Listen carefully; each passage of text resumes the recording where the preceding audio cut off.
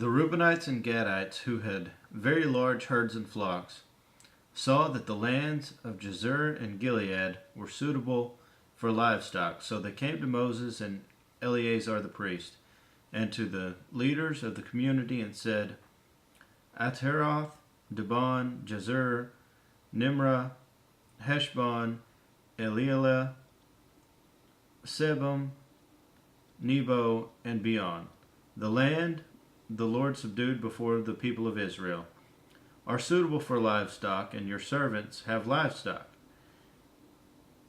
If we have found favor in your eyes, they said, let this land be given to your servants as our possession.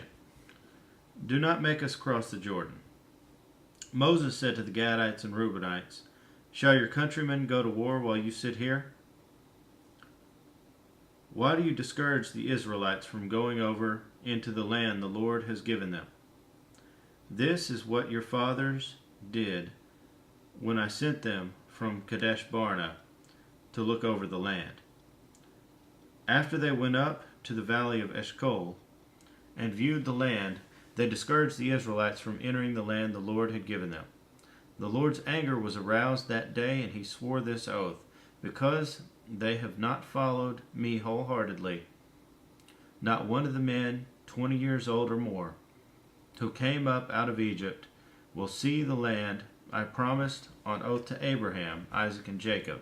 Not one except Caleb, son of Jephunneh, the Kenizzite, and Joshua, son of Nun, for they followed the Lord wholeheartedly.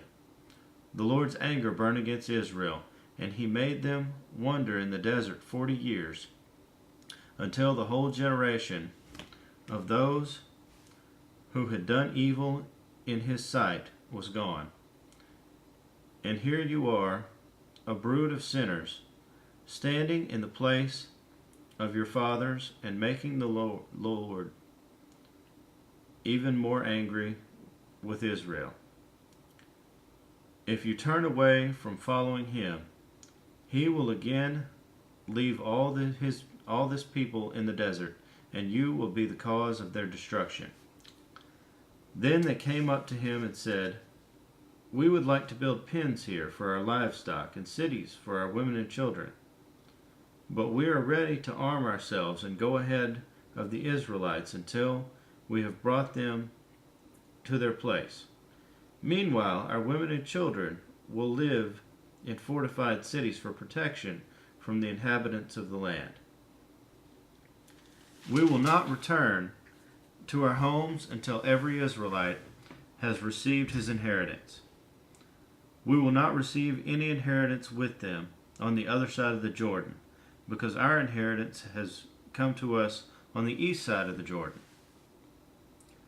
Then Moses said to them, if you will do this, if you will arm yourselves before the Lord for battle, and if all of you will go armed over the Jordan before the Lord until he has driven his enemies out before him, then when the land is subdued before the Lord, you may return and be free from your obligation to the Lord and to Israel, and this land will be your possession before the Lord. But if you fail to do this, you will be sinning against the Lord, and you may be sure that your sin will find you out. Build cities for your women and children, and pens for your flocks, but do what you have promised. The Gadites and Reubenites said to Moses, we, your servants, will do as our Lord commands.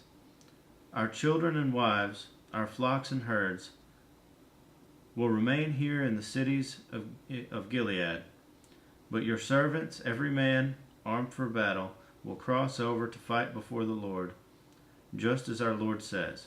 Then Moses gave orders about them to Eleazar the priest and Joshua son of Nun, and to the family heads of the Israelite tribes. He said to them, if the Gadites and Reubenites, every man armed for battle, cross over the Jordan with you before the Lord, then when the land is subdued before you, give them the land of Gilead as their possession.